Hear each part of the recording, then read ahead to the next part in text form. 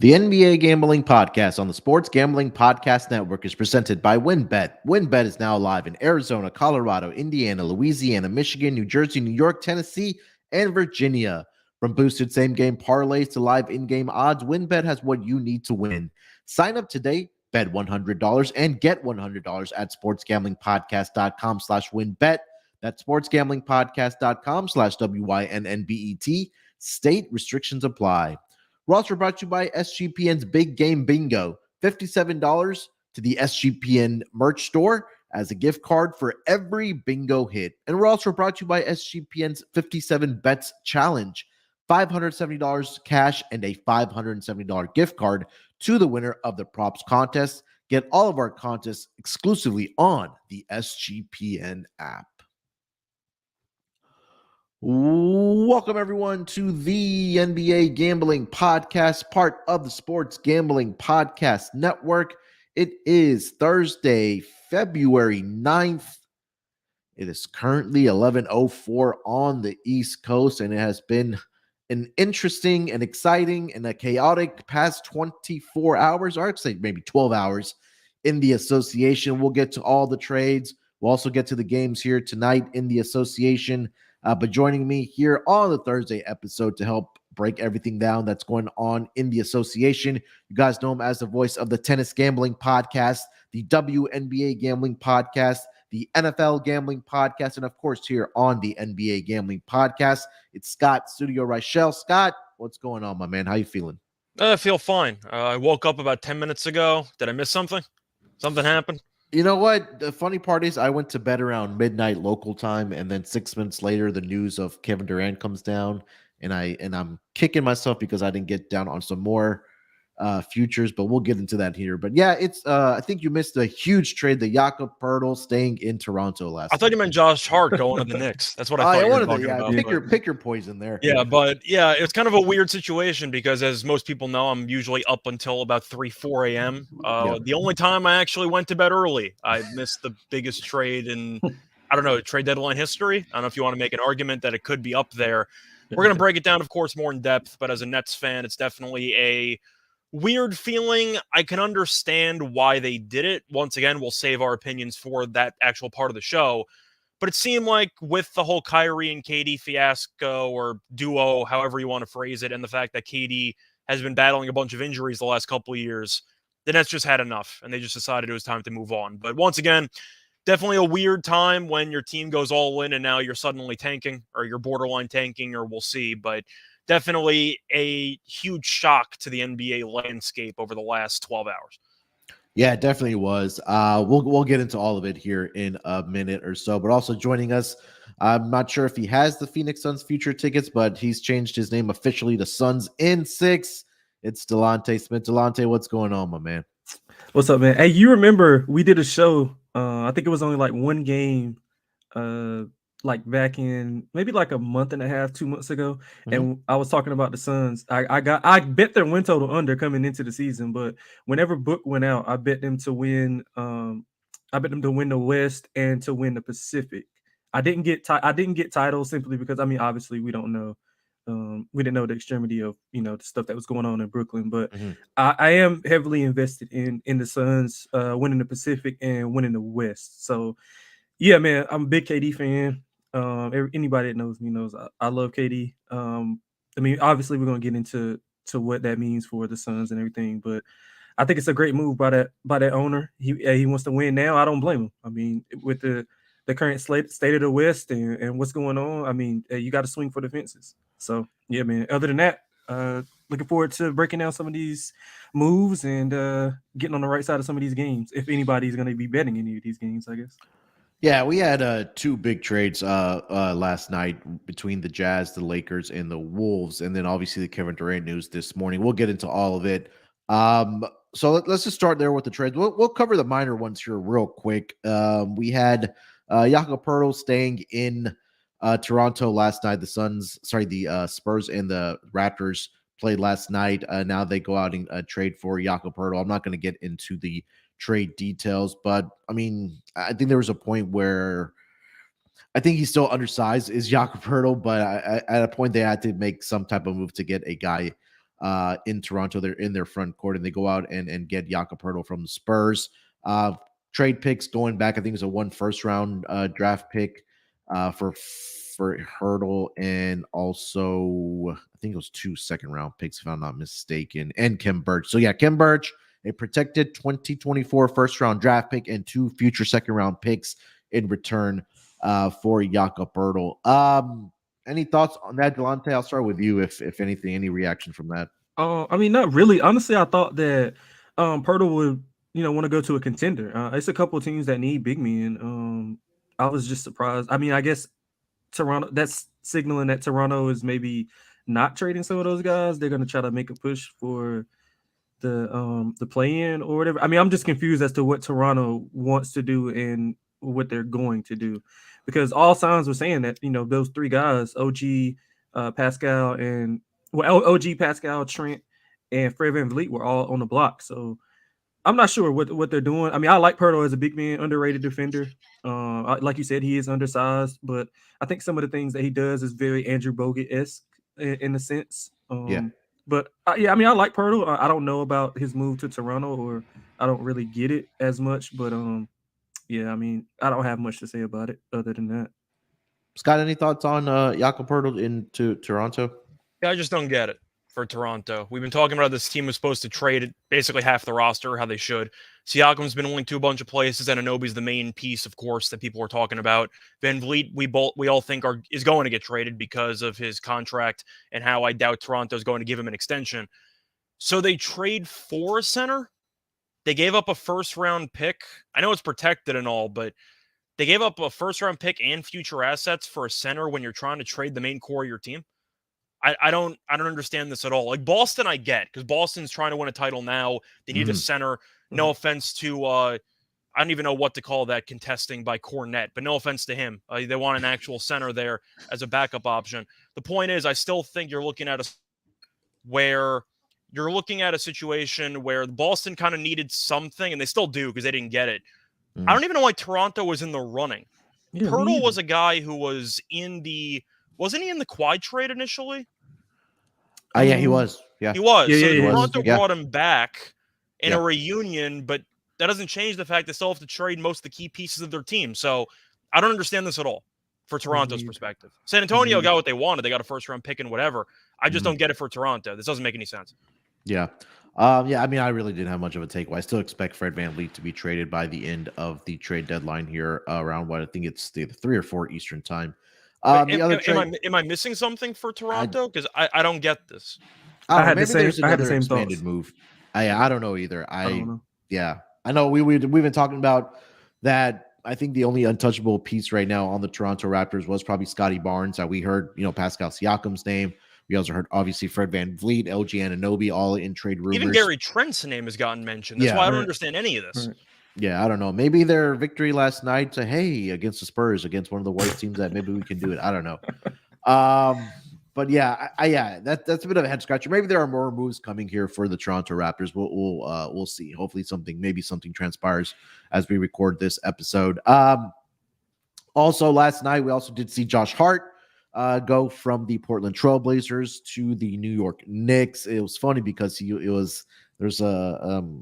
the reporters that were at the game, or the beat reporters, that he was warming up for the Blazers game against the Warriors, and he gets pulled, and he's, I think that's when he got the news that he was being traded to the New York Knicks.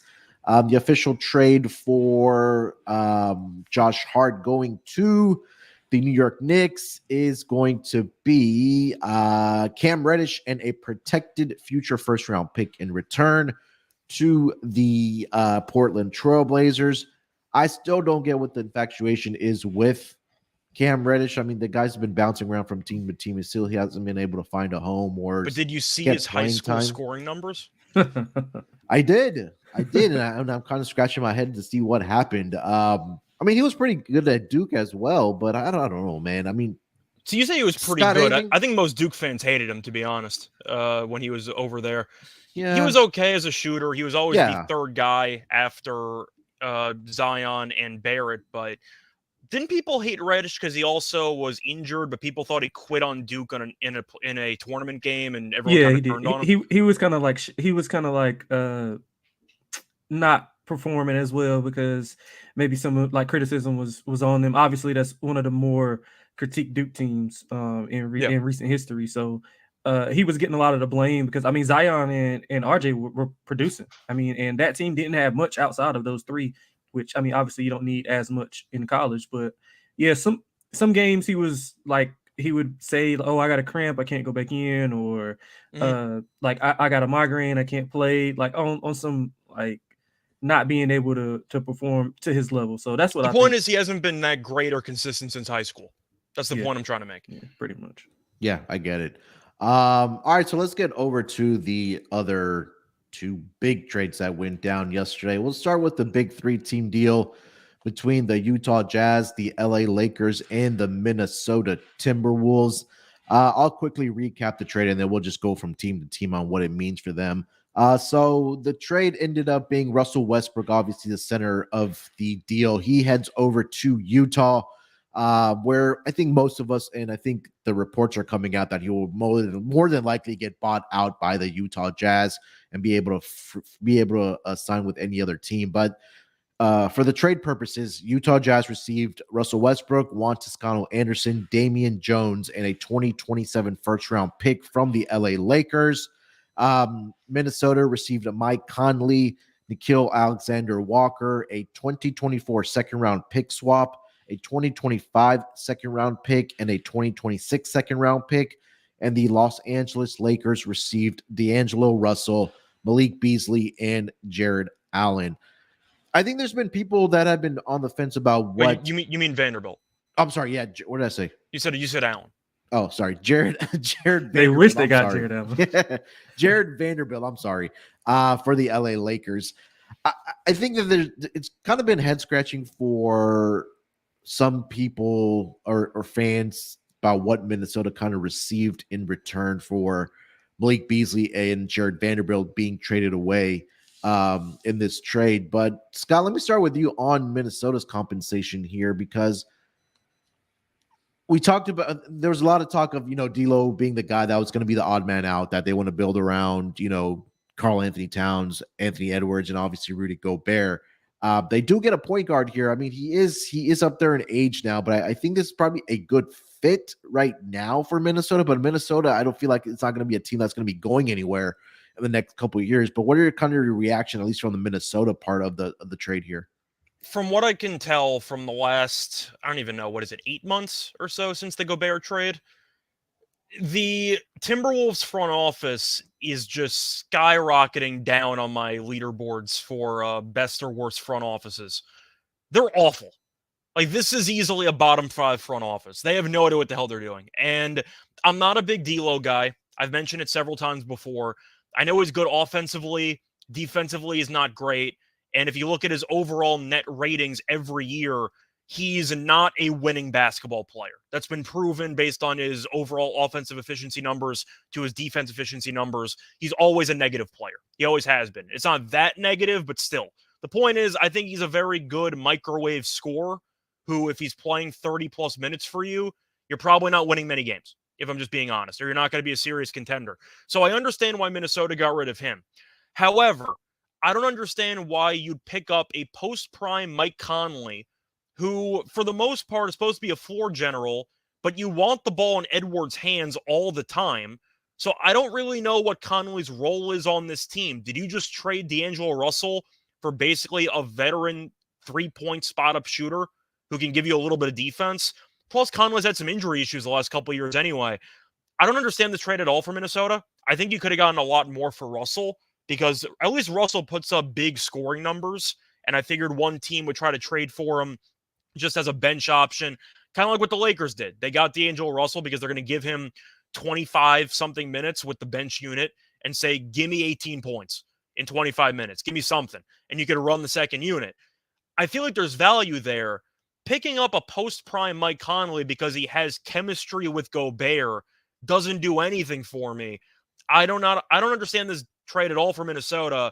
And I didn't even mention the Utah piece of it. And don't get me wrong, I like Danny Ainge as a GM. We know that he's willing to pull the trigger and really fleece teams on occasion. However, I don't get this trade for Utah either, Now, I understand you picked up an extra first-round pick. Congratulations. You now have about 500 of those.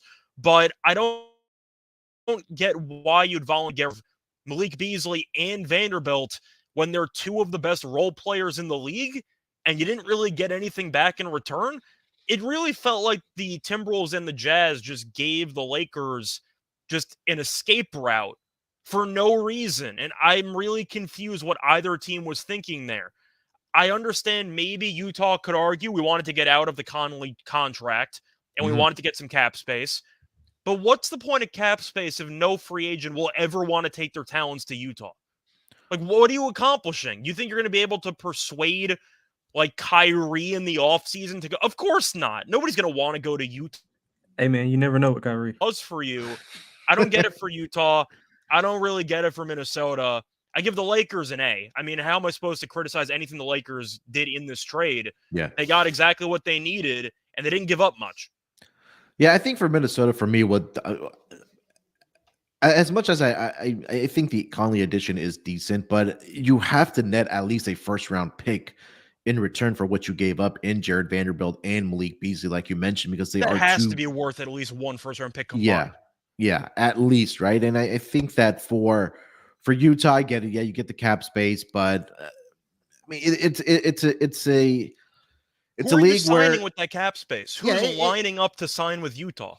Yeah, I get it, but I think that at the same time, like it's just another, I guess, a weapon in your for your organization that you do have cap space. You have the draft capital, right? And eventually, maybe somebody wants to go there. Eventually, they draft someone that turns out to be, a great building block for them. So we'll see how they kind of handle it. Again, like you mentioned, I think they have 15 first-round picks now, like with the Oklahoma City Thunder do now. Obviously, the Russell Westbrook that will probably get bought out from Utah. I think there's already rumblings that the Clippers are interested in Russell Westbrook, along with I heard Chicago Bulls. Yeah, Chicago Bulls as well. So we'll keep an eye on that as well for Russell Westbrook. Delonte, if you have any thoughts on Minnesota's compensation in this trade, and also Utah, and then we'll talk about how the Lakers really just blew this one out of the water and got an A+ for this trade. Yeah, Minnesota, I think you guys pretty much hit on it. The only thing that, I think that Conley is in there, to be an adult to Anthony Edwards. I think that's the main reason that he wants to do. They want him in there.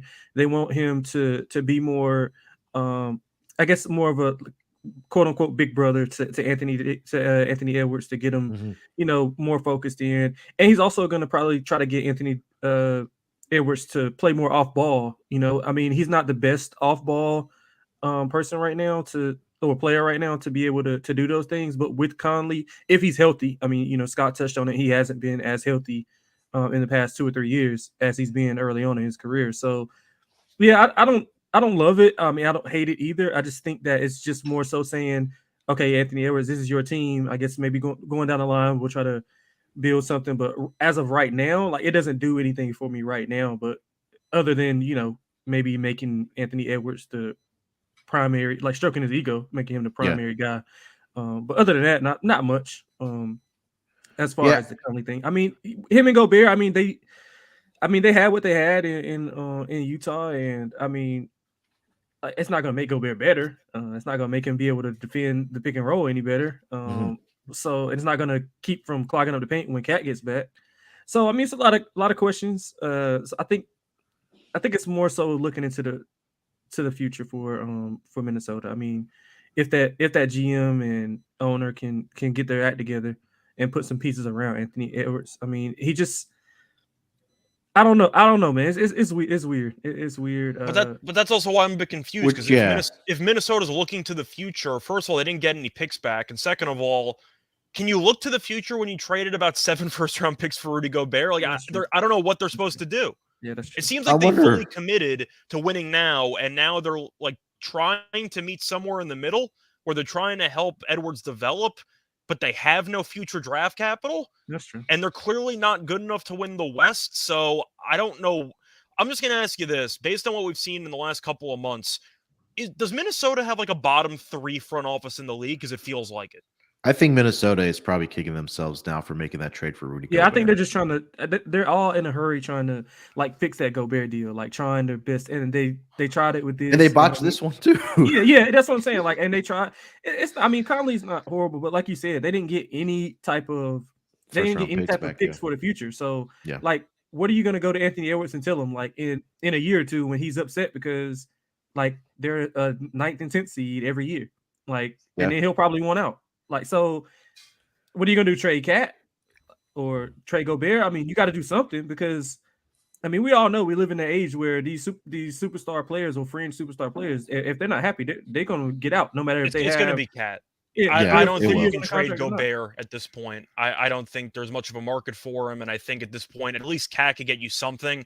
And he's had injury issues too. So if you're asking who I think is going to be there for longer, Gobert or Towns, I think it's Gobert because of that contract. Yeah, he's borderline immovable, and I think Cat will probably be gone here. Obviously. Yeah. And obviously the bigger part of this is what the Lakers did receive. Yeah. Now adding some serious depth on this team and guys that can actually shoot the basketball, and a guy that's, I think it's really underrated. If you're a casual basketball fan, you probably don't know really much about Jared Vanderbilt and what he brings to the table for a team. But the Lakers get D'Lo back. I don't know. I'm not sure if he'll be the starter there or if it's going to be Dennis Schroeder or how they're going to do that, but they have depth now at that guard position with D'Lo, a guy that can at least knock down the 3-point shot and create for himself as well, and has a consistent jump shot. You also get Malik Beasley back, one of the better 3-point shooters, spot-up shooters, and also Jared Vanderbilt, who's a great rebounding, versatile guy. Defensively, he's outstanding. So obviously the Lakers got significantly better overnight in this trade here, guys. Scott, why don't you start with what the Lakers were able to receive here in this trade? Because the one thing that was really lacking for the Lakers this season was 3-point shooting. And, you know, they also added Rui Hachimura, a couple weeks ago. They now have Malik Beasley who can shoot the 3-ball. D'Lo can knock it down here as well. So now it seems like that this team is finally starting to come together for the LA Lakers and possibly make a push to, be a top 6 seed in the West. And again, if they're healthy, maybe make a run at least to maybe a second or maybe into the Western Conference Finals. Who knows? But what are your thoughts on what the compensation here was for the LA Lakers as part of this Russell Westbrook deal? I said when we started that it felt like the Jazz and the Timberwolves joined together to basically throw just a raft to the Lakers to escape the sinking ship. That's what it felt like to me, where they just got a bunch of role players that they needed that I can't believe didn't fetch a bigger haul, because I'm really a big fan of Malik Beasley and Vanderbilt. And it's going to definitely help out the overall depth and the overall team. I don't want to say identity, but just to kind of help fix some of the defensive issues.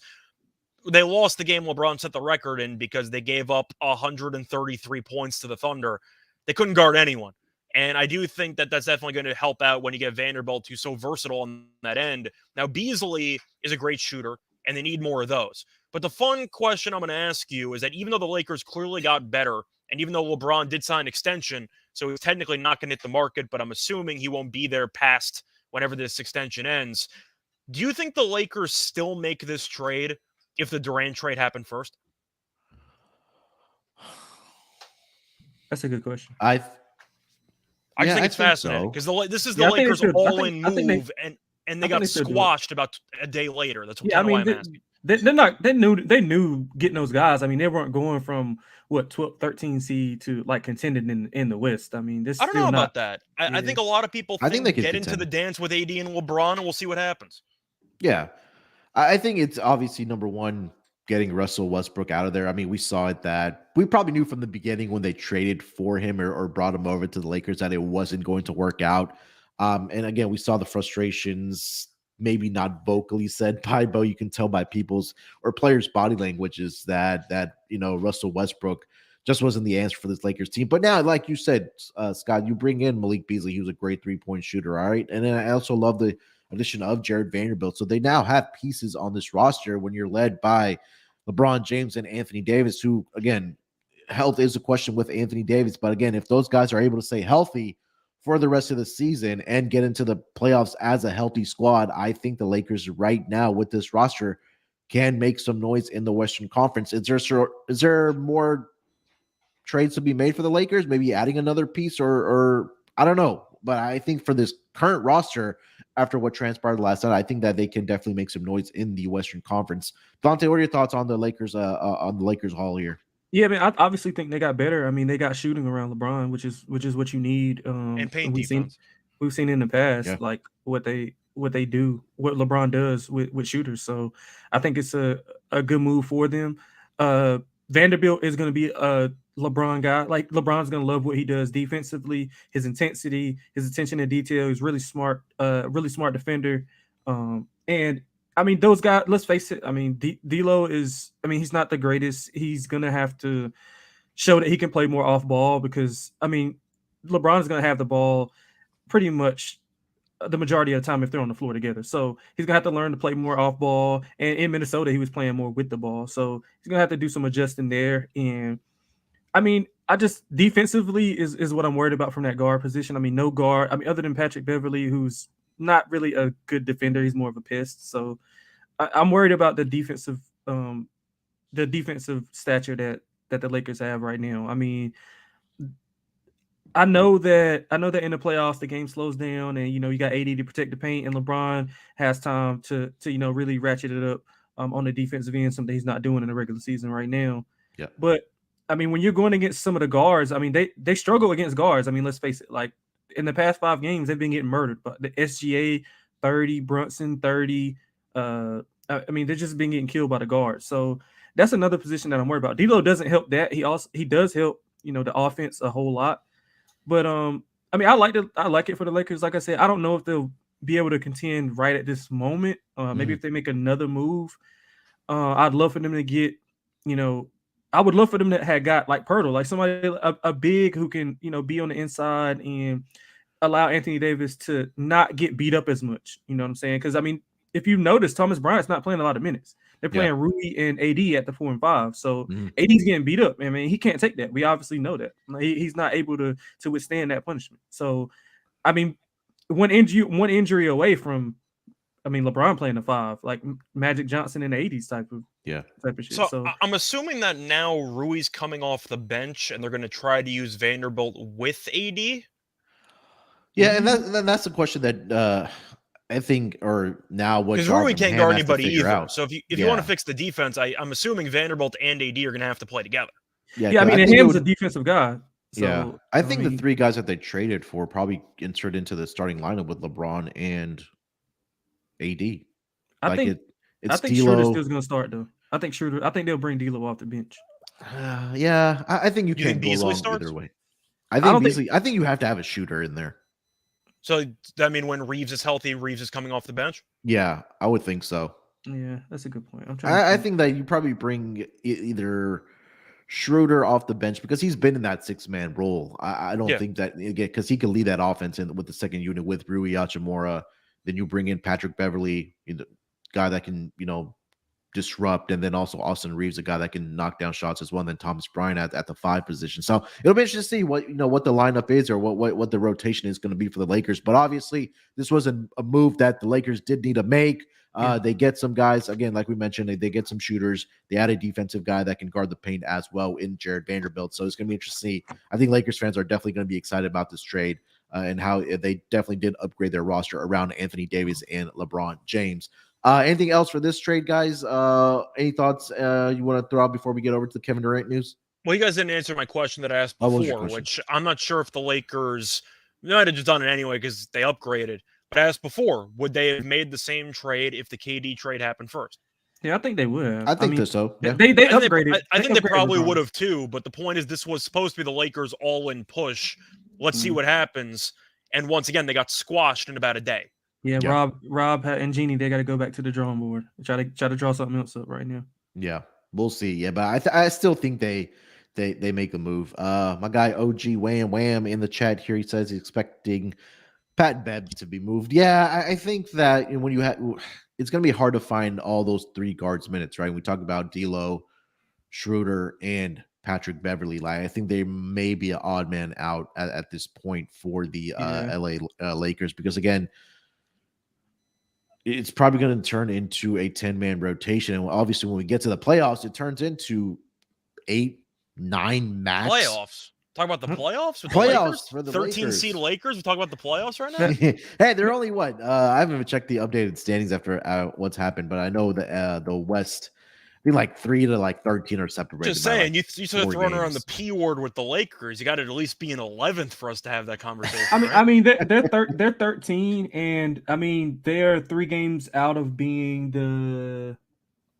Still definitely doable. I'm like, well, teasing, 4 games out that's from my being point. the 7. Like, So I mean, Yeah, they're about 4.5 out from the 6th spot, which is the Clippers. So yeah, again, if they don't get into the playoffs, there needs to be a bigger conversation about what's going on in LA land. All right, guys.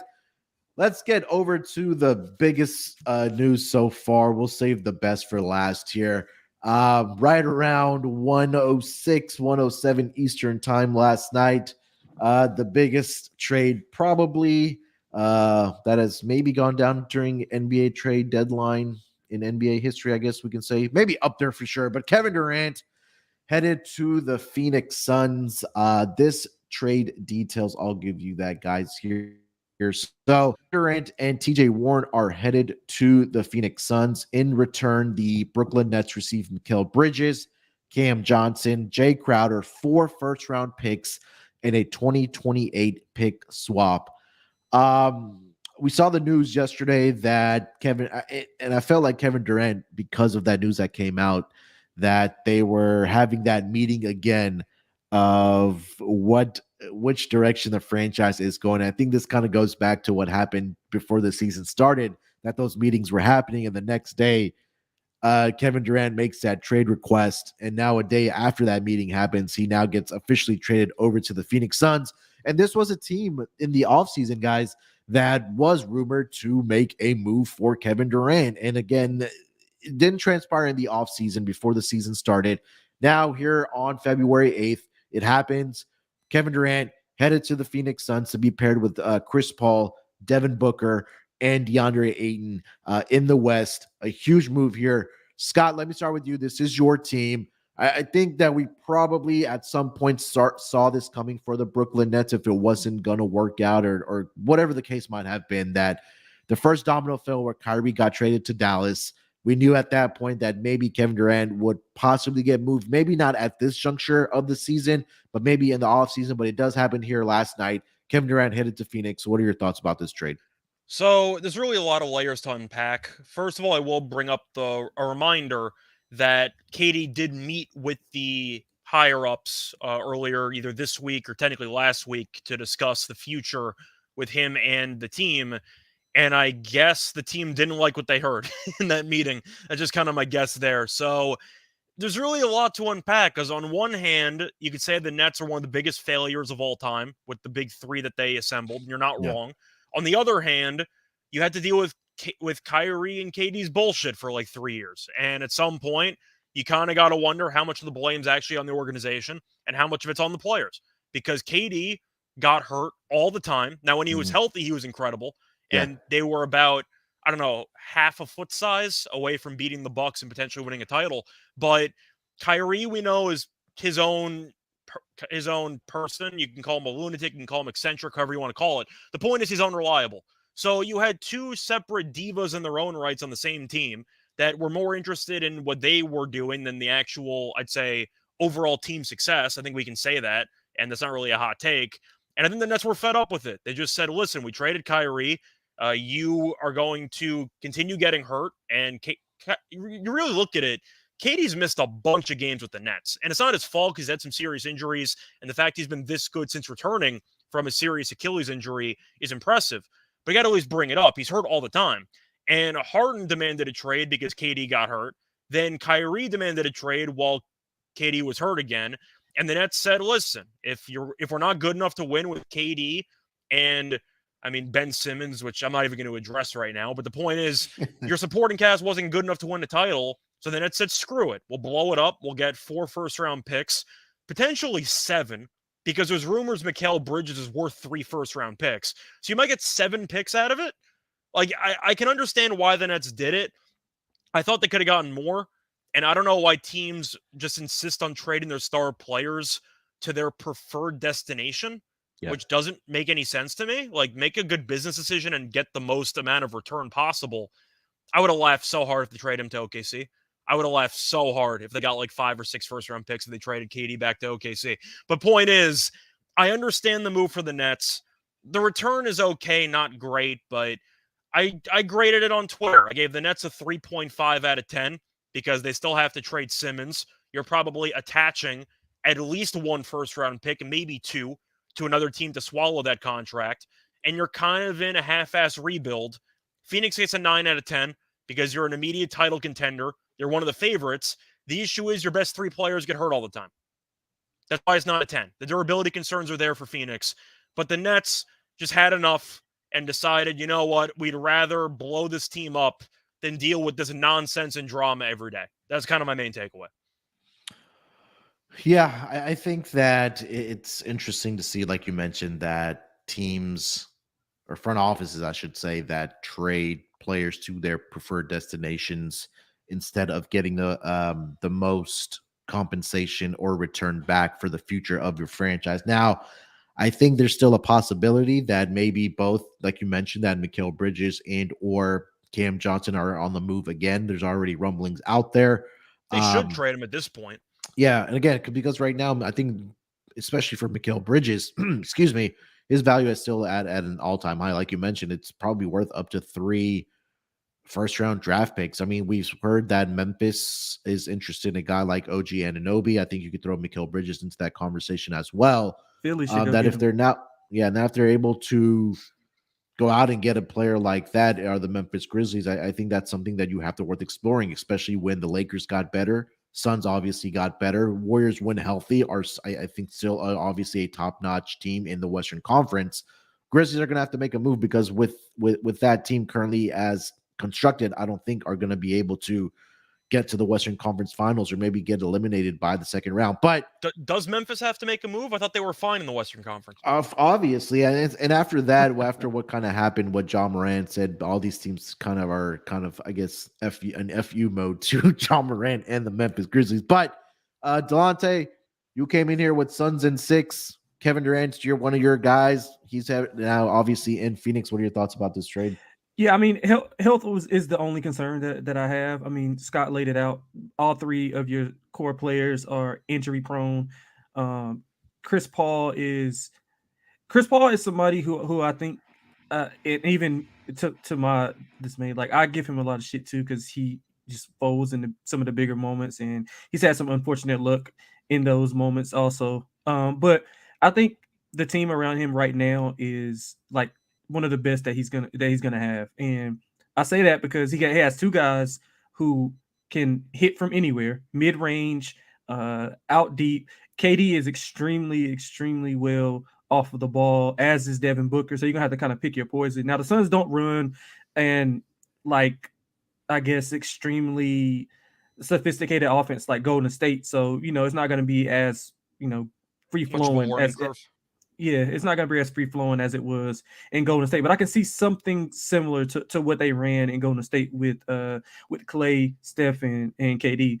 But I think defensively is where they got a whole lot better. I mean, I know they gave up Bridges, but I mean, Bridges kind of got exposed in the playoffs last year during some of those matchups where he was supposed to lock down some of those guys, and I mean, they got the best of him. I mean, it happens. It's one of his first experiences in the playoffs. So Ingram killed him in round 1. Yeah, I mean, and so it's not a knock on him, but it's just that if that's your main thing, like you're there, like you're known for being the defensive guy, like you were up for Defensive Player of the Year, or in that mix for a majority of the season. And I mean, you were getting roasted. Like they had to take him off of Ingram to your point. Like they had to take him off him.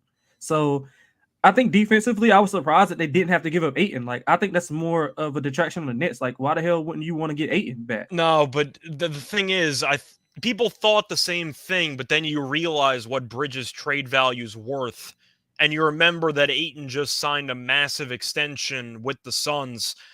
I don't think Ayton has as much trade value as people think. I think he's a better player than Bridges, but I don't think anyone wants to go near that contract. I think that's the problem, and I think that's why, even though Ayton, I think, is a better player than Bridges has more trade value, it's because of that contract. Yeah, that's fair. Yeah, I can see that. But I mean, I think defensively, like KD is an underrated defender. Like he protects the rim, and I think him beside Ayton is going to help out, especially in the West with some of those guys that you have that can attack the rim. So they have I mean, the only team that I think worries me if they get in the matchup is the Clippers, simply because Paul George and Kawhi. And the Clippers don't scare me at all. I mean, they I lost think, again yesterday to Dallas. The Clippers they're not a good team. Like I mean, don't but know. in the playoffs when everything is lasered in, I mean, I've seen. But what if they ever won in the playoffs? I mean, I've seen Kevin Durant and Kawhi go at it, and I mean, I think it's a good matchup for the Clippers from a matchup perspective if they're healthy. I think so. I mean, but either way, I think the Suns obviously got better. I was a big buyer on them whenever Booker went out, whenever they were trending up. I don't know what they do with the point guard position. That's what I'm really worried about, like the backup point guard position, because I don't love Shamet or Payne, and they're both always hurt. So you got to have somebody to take that pressure off of CP3. Like, obviously, you want him to be load managed so he can perform in the playoffs. But I mean, how can you load manage him if you have nobody behind him? So that's one thing that I'm worried about, is that backup point guard position. But otherwise, man, I think it's a home run. I think it's going to be a lot of fun basketball in Phoenix. I mean, KD even have a girl. He can get that girl that he was tweeting about that blew him off in Phoenix about 10 years ago. Where do you stack rank Kevin Durant and Devin Booker backcourt in the West? You mean duo, not exactly a backcourt. Yeah, duo, I guess you can say. Yeah, I mean, what you got? PG and Kawhi, LeBron and AD, Splash Brothers. Yeah. Can you even say Splash Brothers when Curry's injured at the moment? Well, I think you're just talking about just from a totality. Overall, I mean, when everybody's healthy, I guess you can say. Yeah, I guess. I mean, are you throwing in Jokic and Jamal Murray? Yeah, I guess any dynamic duo in Fox the West. Sabonis. I mean, we haven't seen it yet, but just the answer is one. I mean, Şengün and Jalen Green, you know, of course. Yeah, hey, I don't know how they lost that game yesterday. That's a separate thing we haven't even gotten into, but I think it has to be one, right? I mean, yeah, Booker I think so. And Durant are probably just on paper. I don't know. They're both top 10 players. Yeah, I agree. Do you think this propels now the Phoenix Suns to the NBA Finals, barring health, obviously for all teams? But if healthy, where do you put this Phoenix Suns team now? If healthy, they're one. The problem is they have three somewhat injury-prone players at the star three players of the team, and I think people keep trying. Four with Ayton in there too. True, Ayton. He's been somewhat durable. He also missed a bunch of games like last year, 2 years ago, because he was suspended for PEDs. So that wasn't an injury-based thing. That was based on a suspension. Chris Paul, I know people love the assist numbers, and he's one of my favorite players of all time. He's not Kyle Lowry washed, but he's like medium cooked. He's not. He's just not the guy that he used to be. It's just, it is what it is. Like Chris Paul's a guy who nowadays will give you 7 points and 9 assists, and you'll look at him going, "What's wrong with Chris Paul?" Yeah, no, this is just who he is now. Like he can't create as much separation and pick and roll as he used to be able to. So I'm not exactly sure how much of an impact player Chris Paul will be in the playoffs in some of these big series when he's going to give you a maximum of 12 points. Now, of course, the IQ's there. The assist stuff is going to be there. He just doesn't create enough separation anymore. So I don't know how big of a role he's going to have. Ayton, we know, is extremely fragile in terms of just a lack of a killer instinct. And I kind of wonder if he's going to get punked in the playoffs by a couple of other good centers. Booker and Durant have had injury issues in the past, so I'm not sure if they're going to stay healthy either. But if they stay healthy, I think that's easily the most complete team in the Western Conference.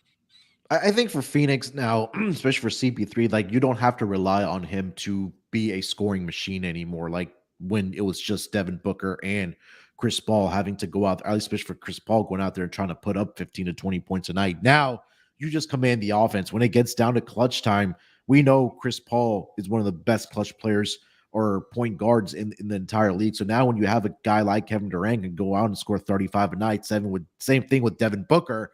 Now Chris Paul just has to just showcase your leadership now. Command this offense, get everybody in the right spots. If you have an open 3-point shot, shoot it. If not, you have now obviously one of the two best scorers in the entire association between Kevin Durant and Devin Booker. So I think Chris Paul is going to be fine. I know, again, he's up there in age. Everybody, like you mentioned, if he only scores 7 points and only has 9 assists, what's wrong with Chris Paul? But Chris Paul Doesn't have to be Chris Paul to pass anymore, in my opinion. He just has to command this offense, just be a leader on the floor, an extension of the head coach on the floor. We have a dynamic scores like Devin Booker and Kevin Durant. I agree with the leader stuff. My question is, since Chris Paul is used to having the ball in his hands all the time, and since he's past his prime pretty obviously at this point, can he play off ball at this point in his career? That's a good question. I don't know if he can. I mean, that's my point. Late in games, it's going to be Durant and Booker isolating anyway. Like, I don't know what Chris Paul's role is going to be on this team offensively in playoff half court situations. Do they run, I don't think does Phoenix run. I mean, obviously it's different animal when you got two, but do they run a lot of ISOs? I thought they run a lot of high pick and rolls, a lot of it's a lot of high pick and roll with Paul and Ayton. But now when you have Durant, you're not going to tell Durant to stand. Yeah, no. But I think Durant is more equipped to, post up, come off pin downs. I mean, he obviously works well in that mid-range area. I'll be interested to see how they orchestrate their offense because, I mean, they don't have a lot of depth. That's my main issue. They don't have a lot of depth. They don't have a lot of depth at all. So like, I guess he's gonna have to stagger the KD and Booker minutes. I mean, you got to get Chris Paul some rest at some point. I mean, he just can't dial it in like and play at a high level as he used to. I mean, and that's expected. I mean, he's older player now. So in the playoffs, when everything slows down, he has more time to rest, and the game plans are more focused in. I think that they'll be more effective, but I'm worried. I think they need to make maybe another move to get a couple of role players. I mean, because you're looking at like. But what moves do you have left? You traded all your assets for. I mean, they got to get somebody on like buyout market. I mean, they're playing with Torrey Craig, Josh Okogie. I mean, Saric. Landale. I mean, you think those guys are like playoff rotational guys? They're gonna have to give up a pick to get rid of Sarge though, because his contract's pretty horrible too. So I don't know how many moves the Suns have left, unless they try the buyout market. Yeah, that's what I'm saying. They're gonna have to do buyout because I mean, do you kick the tires on Westbrook? Nah, hell no. I'll tell you what, I've heard worse ideas, but no. Yeah, okay, that's just a funny idea. Yeah, it is. It would be hilarious though. It would be hilarious. I mean, maybe I'll ask you this though: with the health concerns, are you picking Phoenix to make it out of the West? I think every team has health concerns. I mean, especially the teams in the West. I'm still picking Phoenix right now. I think it's going to be very difficult for teams. And Scott, you and I talked about this over the past several seasons. They needed to go out and get another guy. we talked about for Eric Gordon. Yeah, we talked about Eric Gordon and Terrence Ross, but now they go out and get Kevin Durant. Can they still get Eric Gordon? I mean, if they have the compensation for it, I think they can. If Eric Gordon is still on this roster by the time 3 o'clock rolls around, I'm probably going to break a wall in my house. But that's a separate story. All right, anything else for this, guys? We've probably been about around 50 minutes here on the trades here. But anything else as far as this Kevin Durant or any of the trades that have kind of transpired over the past 12 to 24 hours? Nah, not really. I mean, I think pretty much hit on all of it. They just like on paper, like it's just extreme. And people take into consideration that, this is not KD's first time in the West. Like he's played in this division, so he knows how the scheduling works. He knows how the physicality works. So it's not gonna be new to him. I think it's gonna be interesting, like defensively. I think that's where they're gonna hang their hat. I mean, they've been playing extremely well defensively without those guys, without Chris Paul, Booker, and KD in the lineup. So I think it's going to be real interesting going forward in the West. Yeah. Well, again, if there are more trades that do transpire, maybe we'll come back here in the evening after the trade deadline and try to do something live and then do another extra episode about just our trade reactions here. But all right, guys, so we still do have 4 games on the schedule here tonight. But before we dive into those games, let me tell everyone about our presenting sponsor. That's going to be WynnBET. WynnBET is the official online sportsbook of the Sports Gambling Podcast Network. WynnBET is active in a bunch of states, and there are a ton of ways to win, including live betting and same-game parlays, aka WynnBET's Build Your Own Bet. The big game is here, and WynnBET has you covered. Great promos, odds, and payouts are happening right now at WynnBET. And if you're ready to play, sign up today to receive a special offer. Bet 100, get 100, limited state availability. And of course, if you hit the biggest long shot parlay of the week, you get $1,000 free credit. There's so much to choose from. All you have to do is head over to sportsgamblingpodcast.com/WynnBET. So they know that we sent you. That sportsgamblingpodcast.com/WYNNBET. Offer subject to change. Terms and conditions at wynnbet.com. Must be 20 years or older and present in a state where playthrough WynnBET is available. If you're somebody you know has a gambling problem, call 1-800-522-4700. And we're also brought to you by the Big Game Bingo contest. Sign up on the SGPN app and get your own Big Game Bingo card full of all your favorite big game prop bets. If you get bingo, you'll win a $57 SGPN gift card. The only catch is you must be subscribed to the Sports Gambling Podcast and the NFL Gambling Podcast on YouTube to win. And last but not least, in honor of the big game, SGPN is hosting a prop betting contest. Make your picks up for the 57 different prop bets. Winner gets $570 in cash and $570 gift card to the SGPN store. All of our contests are free to play and exclusively on the SGPN app. All right, gentlemen, 4 games on the schedule here. Let's get to it. The first game on the board, it's going to be the Denver Nuggets in Orlando here tonight to take on the Magic. Looking at the opening line for this game, the line opened up in favor of the Denver Nuggets as a -6-point road favorite. That number has pretty much stayed the course at -6. Total opened up at 230, 1.5. The number's been bet up to 232. I still see some 231.5s out there. Looking at the injury report for both of these teams, Jamal Murray is questionable here tonight for the Denver Nuggets, and for the Orlando Magic, Mo Bamba is continuing to serve the suspension, and Gary Harris is questionable tonight with right abductor soreness. Chuma Okeke is working his way back. He is on G League assignment and will not be playing in this game. Delonte, why don't you lead us off with this game here between the Denver Nuggets as a 6-point road favorite in Orlando tonight, hosting the Magic, or playing against the Magic, I'm sorry. Yeah, interesting game. I mean, we all know the Magic have been one of the better ATS teams in the league, 31-22-1 ATS. They're extremely good at home, ATS 16-10. But, the Nuggets are a different beast. I know the Jamal Murray news. It doesn't sway me as much simply because I think that the advantage for Denver is going to be inside.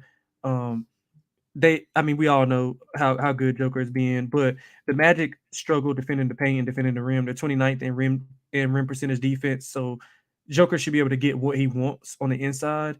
The thing that the Magic have been doing lately is running. They've been in transition a whole lot, which makes sense because they got those long athletic guys to be able to run and gun, and I think that's been a contributor to their success recently. So. I like the Magic. I don't know if I like it right now at the number. I kind of want to wait and hope Jamal Murray gets ruled in to get a better number. But offensively, I mean, the Denver is rolling. They're averaging 125.6 points the last 5, and that's included like a 90-point game when I think nobody played. They do struggle ATS on the road, 10-18 ATS. One thing about them, they have been playing extremely well defensively over the past 10 games. They're 8th in defensive rating in the last 10 games. So I think Denver's trending even further up than what they already were simply because of their defense. And we all know that the Magic, they're going to be feisty. They're not going to give up. So I'm leaning towards the Magic, but I'm kind of waiting for a better number. Scott, what do you got for this game? I think I'm just going to go with Denver team total over. This team offensively has been insane, and there's really no other way to put it. They had 146 last game. They benched all the starters the game prior, so I'm not going to mention the other Minnesota game. 128 against Atlanta, 134 against Golden State, 122 against the Pelicans. Just pulling up some games before that. 119 against Philly, but they no-showed the second half. So the point is Denver offensively has been incredible for the last couple of weeks, and Orlando doesn't exactly have many guys that can match up with Denver's overall roster. I think the overall spread would make me lean Denver, and you hope Murray plays. There's also another chance that Denver's involved in a trade package or two right before the deadline, so maybe they're a bit shorthanded. So I'm not exactly sure if I'm a big fan of taking the spread with Denver now without knowing who's actually going to still be on the roster or if anybody's going to get moved. Do we go back to Denver first quarter? I mostly take it at home, but I don't mind it here because, once again, I question Orlando's overall offensive firepower, and I expect, Jokic to not have a triple-double in 2 quarters, but maybe he'll have one by, the end of the third quarter in this game. But do you like Denver first quarter in the spot? I typically like what you mentioned there. Is I really like it better at home for the Denver Nuggets. Orlando, they've been competitive, right? I think that without Jamal Murray, or again, officially he's questionable here tonight. If Jamal Murray is in here tonight, I think the advantage that the Denver Nuggets are going to have is at the 3-point line, because Orlando has just not been a very good team defending the 3-point line, especially over the last 10 games. I believe they are dead. I want to say they're one of the worst. Let me see here. I know they were right down there with the Rockets. Yeah, they're number 28 out of 30 teams as far as defending the 3-point line. So I think that's the advantage that they'll have inside and also outside with the 3-point shooting, like I mentioned here. Does make me nervous what Delonte said, that Denver as road favorites are not very good, 5-10 against the spread in road games where they are favored. I feel like this might be a game where Denver gets out early and then maybe the Orlando Magic make it a game over the second half. But I like your angle of the Denver team total because, like you mentioned, they've been just so great offensively. I would lean towards the +6 here. I'm not going to be betting it, but again, if you gun to my head, I would take the Orlando on the spread here. Thoughts on the total here, guys? Currently sitting at 231.5. Delonte, any thoughts on the total? Yeah, I'd lean over. I mean, we all know Denver is efficient offensively. The last 5 games they've played all over, and at home, 16 of the 27 home games for the Orlando Magic, they've went over. And as of late, they've been playing more fast paced, so that's leading to more easy buckets. It's allowing them to get out and run and not be able to think in the half court. Another thing that would help that is both teams are they have turnover issues. They're bottom 5 in turnover percentage offense, which could lead to more fast breaks for each team. And Denver, I mean, they don't love to run, but obviously they will if the opportunity presents itself. And with turnovers being a factor, I think that could lead to some points. Now, the Magic offensively aren't juggernauts by any means, but I think in this game, Denver might sleepwalk a little bit. Like you said, they might get up early and, call off some of the guys, give Jokic some extra rest. I don't think they have like a big game on deck or anything, but I just don't think that they'll come in and give full effort to this Orlando Magic team, to be honest with you. So that's why I'm leaning towards the Orlando Magic plus the points, and I will probably be on the over. Scott, I think I'm thoughts just on on total? the over. Yeah. Okay. I just see a lot of points in this game. Any player props, Scott? What's Jokic triple-double? -150 at this point? Maybe It's minus even 250. money by halftime. For the full game, it's -200. Okay. Interesting there. You might be getting ripped off in that first half deal, but still, it's really tough to evaluate because, once again, I don't know who Denver's going to have on their team. I don't know if Jamal Murray's going to play in this game. I don't know if Jokic is going to be in the mood to score a bunch of points today instead of just only shooting the ball 5 times. Do you pivot to Michael Porter Jr.? Because I know that he was very good last game. I believe he had 30-plus points. I don't mind Porter Jr. threes. I think he's in a good spot to potentially take advantage of Orlando's, I'd say, inconsistent defense, to be generous, on the wings. I don't mind Porter Jr. threes. Yeah, I was looking at that, but it was at -155 for over 2.5. And again, he's been shooting the ball very well. I know. I mean, the guys in the chat are pointing out that, again, be careful what we're betting on today, because there's just so much that can happen in the next 3 hours with players on the moves and things like that. So, yeah, definitely keep that in mind when you're betting these games for sure. Delonte, any player props you like? Yeah, I mean, I like Michael Porter a lot. Scott pretty much broke it out. I think it's a great matchup for him. He's went over in 5 of the last 7, including 3 straight. He's had a game where he scored 17 in there, so he's been close both ways. And I know the Joker props are pretty much inflated to the moon, but his rebounds, I think, is a little short at 11.5. He's went over this, obviously, in 4 straight. And the lack of rim protection could, lead to a 13, 14 rebound game. I've seen them give up, they've allowed double-digit rebounds to Embiid twice, Vucevic, Randall, and even D'Angelo Russell had 10 rebounds, and that's in 5 of the last 6 games. So I don't see any signs of slowing down Joker on the glass. So I take him over 11.5 rebounds and Michael Porter over 17.5 points. All right. Let's get over to the next game of the night. That's going to be the Chicago Bulls in Barclays Center here tonight to take on the Brooklyn Nets. Looking at the opening line for this game, I'm currently seeing that the Brooklyn Nets opened up as a 2.5-point favorite. The number is now down to -1. Starting to see some pick'em starting to pop up as well. Well, hang on a second. We got some breaking news here with another trade from Shams. He says that Jay Crowder, the Nets Jay Crowder, you might have forgotten that he was on the team, was traded to the Milwaukee Bucks for 5, count them 5, second-round picks. What? 5. He hasn't played a game this season. 5. So, yeah, the Nets are trading off some pieces as well. According to some reports, though, the Nets seem pretty focused on keeping Mikal Bridges. Okay. But Jay Crowder's officially headed to the Bucks for 5 second-round picks. Wasn't he already there before? Crowder? Or am I mistaken? Yeah. No, he was with Phoenix, and then Phoenix. He was with who else was he with? Was he with Memphis for a bit? He was with Miami. He was with Boston for a little bit too. He was with Miami also when they went to the championship. Okay, yeah, that was Miami. I think, yeah, Boston too. Yeah. 5 first-round picks, incredible. 5 second-round picks. Yeah. Oh, sorry, second-round. But picks, it's Milwaukee, so they're gonna be picks in the 50s. Like, I don't know what that even means. All right. Yeah. Sure. Cleveland too. Thank you, franchise. Yeah, that's right. 227.5 on the total. That number's now down to around 227, 226.5. Looking at the injury report for the Brooklyn Nets, Day'Ron Sharpe and Watanabe are questionable here tonight. Seth Curry is going to be out. And I think that the NBA needs to update their injury report because Kevin Durant is still listed out with the right knee MCL sprain, which he is going to be out, but he's not on that team anymore. For the Chicago Bulls, probables are AC, Alex Caruso, and Patrick Williams. The bigger questionable tag tonight for the Bulls is going to be DeMar DeRozan with a right hip soreness. Let's start with the side here. Scott, why don't you lead us off with your team here? It's been Cam Thomas's world, and we're just kind of living in it here. But what are your thoughts on the Brooklyn Nets being a 1-point favorite here? I don't know how the Nets are supposed to win. Jay Crowder's not on the team anymore. But looking at the actual matchup here, I kind of have to lean to Chicago, don't I? Like, I understand that the Nets have been competitive anyway. Barely lost to the Clippers, which I don't even know if that means anything anymore because I don't think the Clippers are any good. But they also lost to the Suns in a competitive game there in Devin Booker's return. Cam Thomas with 40 and change in every game. They're extremely shorthanded. Watanabe's questionable.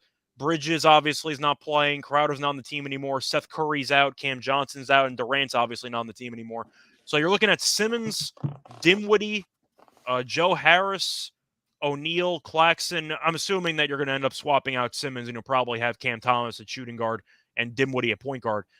I'm going to lean Chicago just because the Nets, how many guys do they have active in this game? Like 7? Like, they're really short-handed here. I'm going to lean Chicago. I know DeRozan hasn't played in the last couple games. Maybe he'll return to the lineup. But Vucevic should eat in this game. I think he's got a good matchup here against Claxton. I'll go with the Bulls. It's a small number. The Nets being favored despite being very short-handed, I don't exactly understand. I'll lean to Chicago. Yeah, I will lean to Chicago here as well.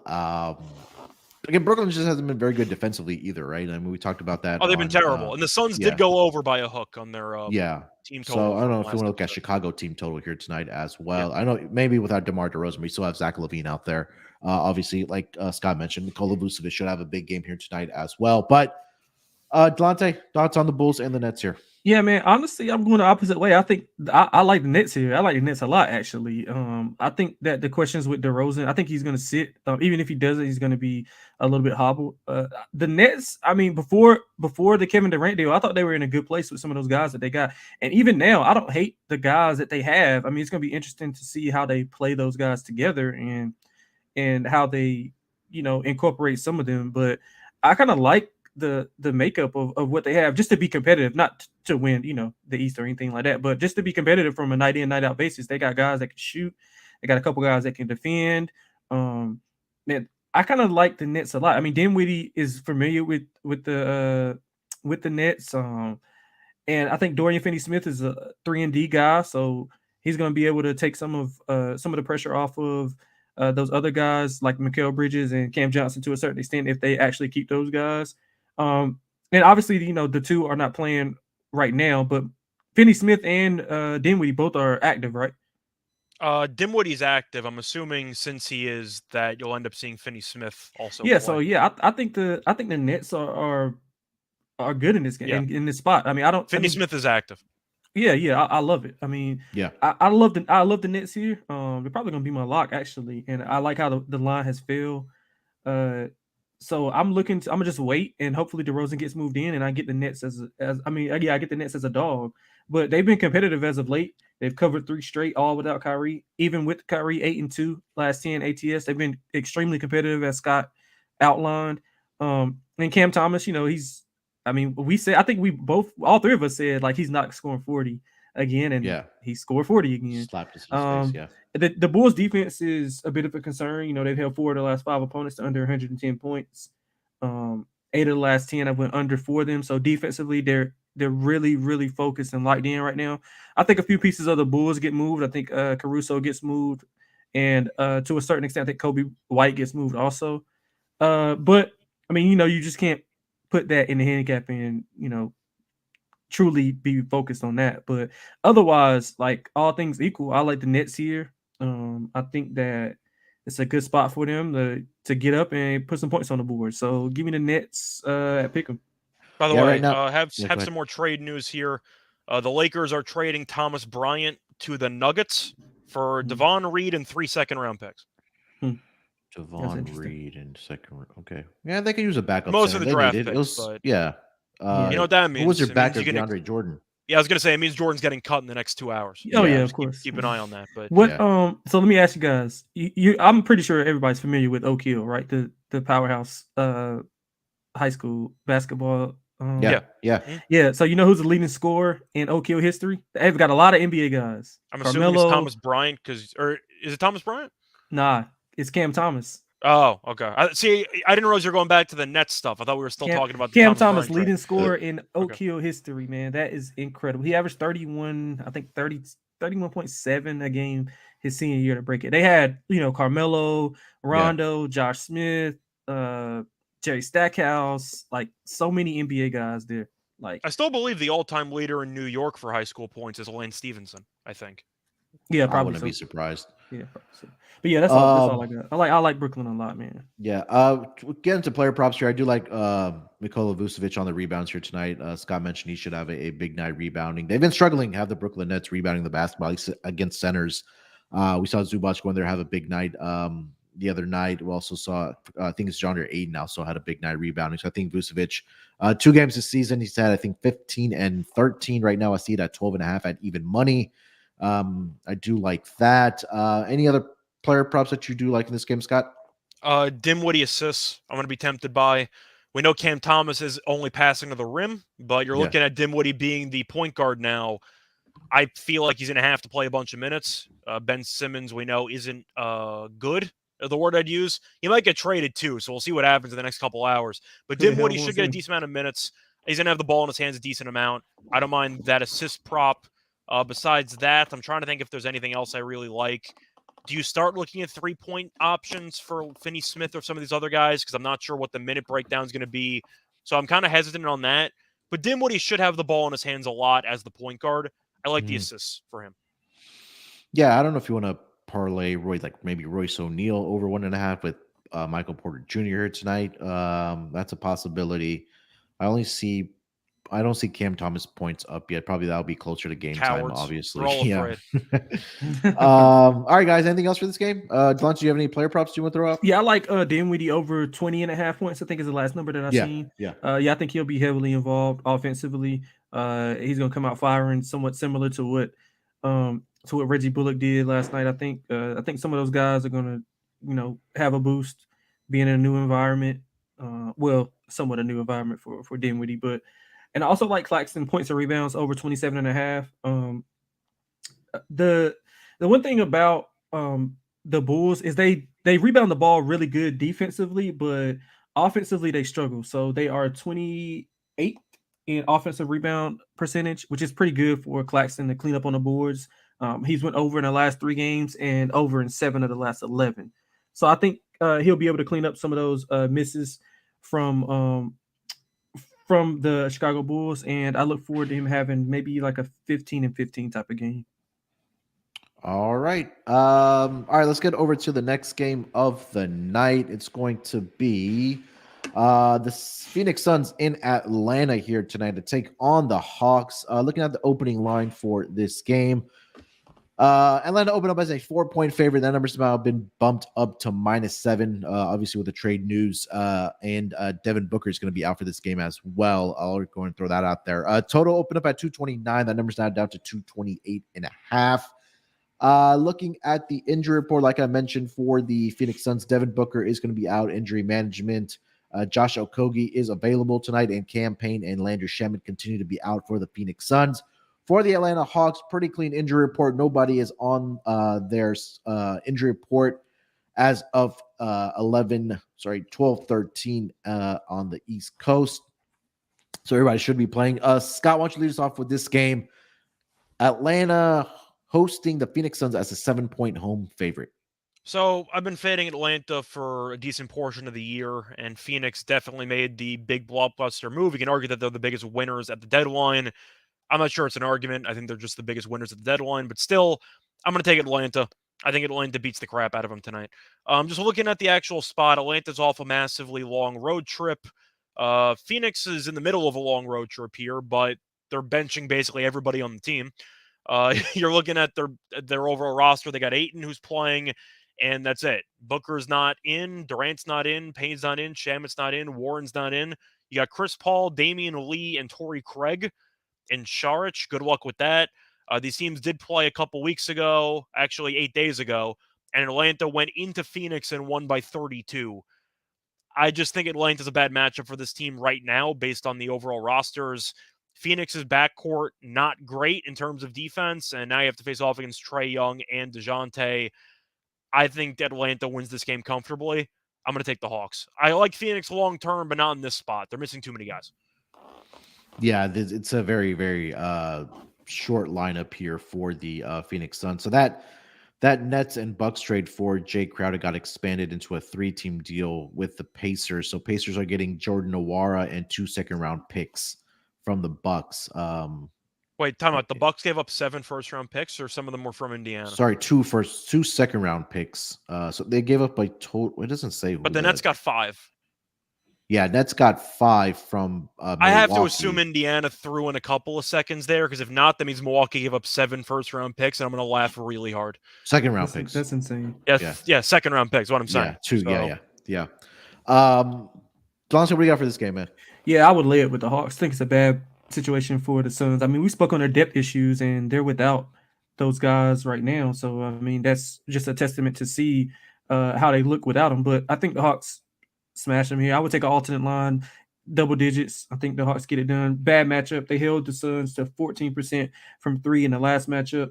Now, they shot 58%, which they're probably not going to do again. But I don't think they have an answer for Trae or DeJounte with no Bridges, no Johnson. How they're going to score, no Booker. Chris Paul is definitely not going to run around with Trae Young, so I look at some Trae Young props. But overall, I'd lay it with the Hawks. I'd look at the team total for the Hawks also. Yeah. I think that you're right about the backcourt matchup in this game. Chris Paul is probably going to be barbecue chicken, whoever he's guarding here tonight, whether it's between Trae Young or DeJounte Murray. So I would lay it here with the Atlanta Hawks as well. Any thoughts on the total here, guys? Currently sitting at 226.5. I think I'm leaning under. Yeah, I would. It's a tough call, but I don't know if Phoenix is going to score. Yeah, that's my exact handicap. I don't know Maybe how they're Phoenix team total under. Yeah. All right. Anything else for this game? Any player props you guys have? Like DeJounte over 20.5 points. He's went over in 3 of the last 5. He should be a lot fresher, not having a. I mean, he has nobody to defend. I mean, he's the primary defender for the best guard on the team, so he has nobody to defend. So he's going to be a lot fresher. I think he scores north of 22, 23 points. All right, let's get over to the last game of the night here. This one should be pretty clean here. We got the Milwaukee Bucks in LA tonight to take on the Lakers. Looking at the opening line for this game, this opened up at -5.5. That number's now all the way up to -8 in favor of the Milwaukee Bucks. Total opened up at 237.5. That number's been bet up to 238.5. Looking at the injury report for both of these teams, for the Lakers, Anthony Davis is probable here tonight. LeBron is questionable here tonight. For the Milwaukee Bucks, Giannis is probable here tonight. Joe Ingles is out tonight, and Brook Lopez is also probable here tonight. So Giannis and Brook Lopez probable. Joe Ingles and Bobby Portis both out here tonight for the Milwaukee Bucks. Delonte, why don't you lead us off with this game? The Milwaukee Bucks laying 8 points in Hollywood tonight to take on the LeBron James-led Lakers. Yeah, I mean, I don't love the Lakers right at this second until they get some of those guys implemented. But I think in this spot in a big game after that performance that they gave up during the historic night by LeBron, I think they come out with some fire, and I think they cover this number. They usually play up to the competition, like when they play the higher level teams, like against Boston, they fight and claw against the only team the only somewhat upper echelon team, well, not according to Scott, but the Clippers, they just can't beat them or stay close at all. I think Munaf agrees with me, just saying. Yeah. So I don't think that the Bucks blow them out. I'm not sure why the line is rising. Maybe I'm not sure if AD is still mad because he was in trade rumors for Kevin Durant. I think LeBron might not play. Oh, okay. Well, if LeBron doesn't play, I still kind of like the Lakers at a better number. But overall, I mean, the Bucks on a roll, won 8 in a row. They held 3 of the last 5 opponents to 110 or fewer.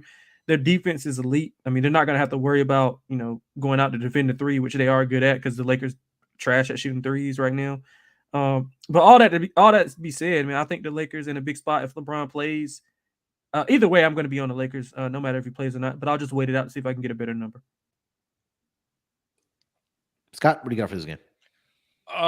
Based on how the line's moving and the fact that LeBron just set a record, I think he might not play in this game because suddenly this game doesn't matter, pretty much. But I think I'm going to lean to Milwaukee, but I like Milwaukee first quarter. They've been great in the first quarter all year. We've been riding it. I feel like that's probably my favorite play for Milwaukee in the spot. But I'm really trying to think if I want to make a case for the Lakers, besides hoping that this awful roster can step up for a game. Maybe AD looks inspired after he put up an impressive 13 points against Jalen Williams in that same legacy game for LeBron. But I am going to lean to Milwaukee here. I just don't like this Lakers team. I like the trade. The problem is I don't know if anyone from the trade is going to play in this game, so I can't really take them. I'm going to lean Milwaukee, but I don't think I can even touch this besides Milwaukee first quarter. Or maybe you can argue Giannis looks over at LeBron setting a record and says, here's a 40 piece, enjoy. But I think I'm just going to go with Milwaukee. Yeah, I think my favorite play. Yeah, my favorite play probably in this game is Giannis points and rebounds to go over. I think it was 47.5. He's had 3 straight games against the Lakers where he's had 40 plus. So he just gets up to play against the Lakers. As far as side, I would probably just lay it with the Milwaukee Bucks here as well. I just think that even if LeBron is in or out, I think that they're going to have a very short bench. You probably do see Austin Reeves. I know that he's supposed to be limited in that game against the Thunder. He didn't play any minutes in that, so maybe you see him tonight. That's because, again, they are pretty much shorthanded here tonight. And for the Bucks, again, they're in the midst of this Western Conference road trip. They're going to pile up the wins here. For the Lakers, like Scott said, they're probably just waiting for guys to, like the D'Los and the Jared Vanderbilts and the Malik Beasleys to get over to LA, get acclimated with the team, and then be a full participant in their next game. But I just think that, again, with the healthy squad of the Milwaukee Bucks, I think that they'll just be able to roll the Lakers here tonight. Do like the first quarter as well. Maybe look at a Milwaukee Bucks first quarter team total. Lakers like to push the pace. We've seen them get out to, higher scoring first quarters and first halves. I don't hate, doubling up on Milwaukee Bucks first quarter spread and the team total to go over that first quarter. Any player props in this game here? Delonte, got anything? Yeah. Did you say Lopez was he questionable? I read that he was sick or he had an illness. He's probable on the official injury report. Yeah, so I like AD over points and rebounds. I think it's 38.5. He was underwhelming last game, as we all know. I think he was just still kind of hurt from being in those rumors. And I don't know if you guys heard LeBron go over and was like, "I love you, bro." Like basically trying to get his confidence up, I guess, because he heard all that stuff. But I like him over. I think he'll go back to dominating on the inside.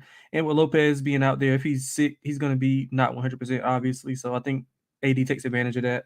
I also like Holiday over 19.5 points. We talked about it at the top. The Lakers struggle against point guards. They just gave up 50 combined to Josh Giddey and SGA, 30 and 20. CJ McCollum had 23. Hadley had 26. Brunson had 37.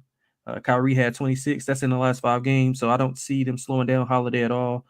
at the point of attack. So I like Holiday over 19.5 points and AD over 38.5 points and rebounds.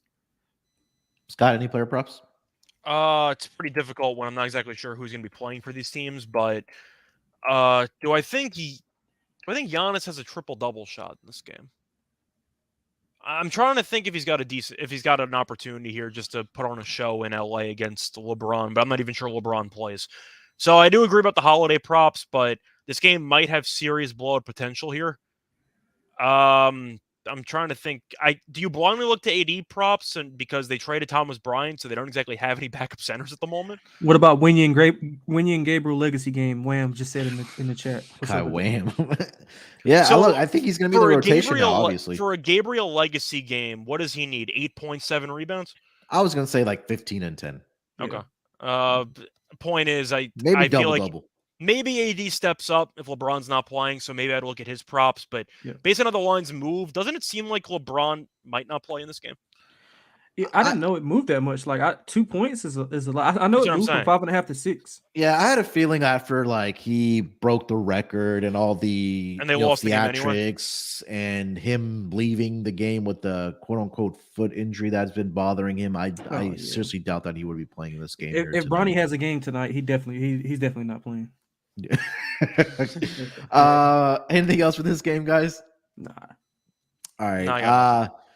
Let's get into our locks and dog for this Thursday night schedule. Again, I think we got to put the disclaimer out there that, again, take this with a grain of salt because, again, we're still early in the day here with trades still happening, and we don't know who's exactly going to be playing in the lineup for most of these guys. So, again, check the lineups, check the injury reports before you get down on any bets here tonight. But, again, since we are the NBA Gambling Podcast, we're still going to give you our picks here. So, Delonte, why don't you lead us off, my man, with your lock and dog here for tonight? Yeah, man, I got 2 locks. Keep it short and simple, like Brooklyn at pick 'em price at home against Chicago. I think they come out on fire. I like the makeup of the team other than Simmons, and I'm looking to be buying on them, especially post All-Star when they get some of those guys implemented. I think they're going to cover a lot of spreads. They're going to be doubted and underdogs. The second lock I got is Atlanta. I think they blow out Phoenix. How Phoenix is orchestrated right now, they're not looking forward to this game. They're looking forward to getting KD back in, to getting him healthy, getting those other guys healthy, and making a run for post All-Star. So I think the Hawks come in and smash them. The dog, I'll just go with the Lakers. I mean, it's not many other dogs that I like. It was between them and the Magic. So give me the Lakers plus, what is it, 8 or plus 8. Plus 8, yeah. With or without LeBron, I think they'll be competitive. They usually get up for these big games. So give me the Lakers plus 8, and let's hope that Jrue Holiday doesn't go for 40. Scott, what do you got? All right, so I'm actually going to go with the same game for the lock and dog. For my lock, I'm actually going to take Chris Paul no double-double at minus 130. I think it's actually a good price. You're looking at Chris Paul the last 5 games, no double-double. He scored less than 10 points in 3 of the last 4. He has really just not been that great offensively, which I mentioned before.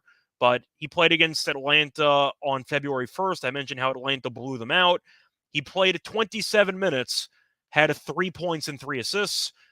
This game could turn into a rout, but I'm going to take Chris Paul no double-double at minus 130. I think he'll have to embrace potentially a bigger scoring role. So I'm not sure if the pass will be there. Or maybe he just won't be able to because he's going to have to try to chase around DeJounte and Trey, and it might just not work out. So give me Chris Paul no double-double at minus 130 as my lock. And for your dog? Same game, taking Atlanta. I'll take them 11 plus, so minus 10.5 at plus 155. I think it's correlated, as I said before. I think Atlanta buries them. I think this game's going to be over probably in the third quarter. And Phoenix, they're looking ahead to getting their main guys. I don't think they really care much about this game. And the fact that Bridges is now gone and Cam Johnson's now gone, Crowder wasn't playing anyway, so I'm not even going to mention him. But Phoenix just doesn't have a good roster right now. And I do think that with Chris Paul probably not doing much in this game because Atlanta has really the bodies to force him to expend a lot of energy on the defensive end, this game could turn into a rout. I'll take Atlanta to win by 11 or more at plus 155. All right.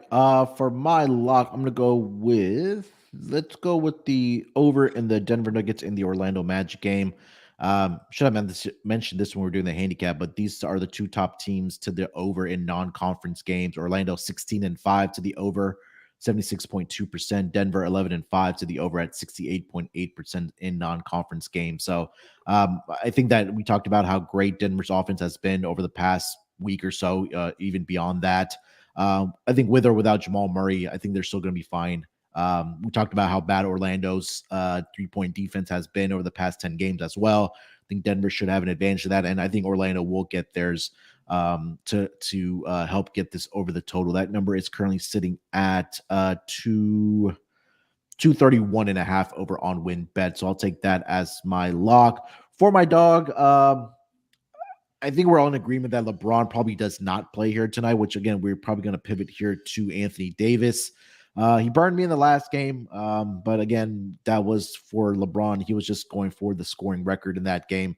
I think that he bounces back here tonight. The trade rumors and everything should be behind him. I'm going to go with him to get 30 plus points here tonight. That's currently sitting at plus 115. If you want to take that up to 35 plus, I believe it's plus 245. Let me double check here. Anthony Davis 35 plus is at plus 320 actually here tonight.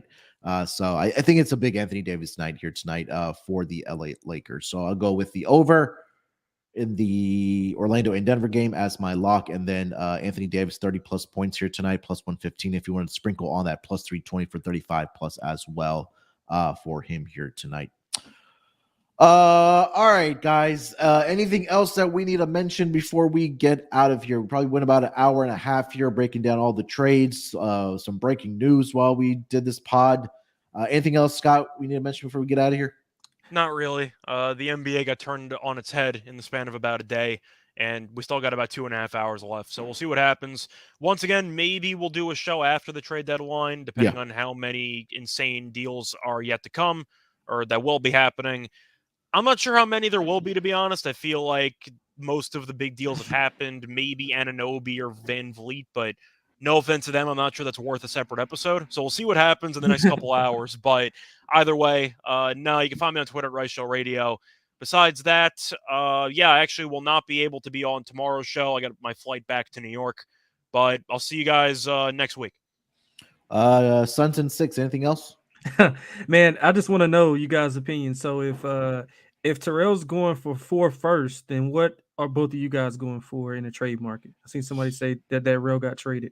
Yeah, Terrell got traded to Action Network apparently for future first round picks for Terrell. I don't know. That's something that we'll let the experts handle and see what our trade values are to these other organizations out there. But yeah, nothing else, man. I think we both have no trade clauses in our contracts with SGPN. I'll just say that much. We'll have to approve our trades before we go anywhere. Again, we'll be back tomorrow for the NBA Gambling Podcast. If anything does significant transpire, we'll try to do a show later on. Make sure to follow the NBA Gambling Podcast Twitter account at SGPN NBA. Follow or make sure to subscribe to the YouTube account for NBA Gambling Podcast. And again, make sure to follow me on Twitter at SportsNerd824. Follow Scott on Twitter at Reichel Radio, and follow Delonte on Twitter at XXLanteXX. Again, get over to the SGPN app for all the big game contests that are going on right now for the Sports Gambling Podcast Network. Everything is free to enter. Do us a favor, hit that like button before you guys get out of here. We'll be back tomorrow. Like I mentioned, be careful with your picks here tonight. Again, like I mentioned, make sure to check those rosters. Make sure to check those starting lineups because it is NBA trade deadline. Good luck with your picks. Let's break these books off and let it ride.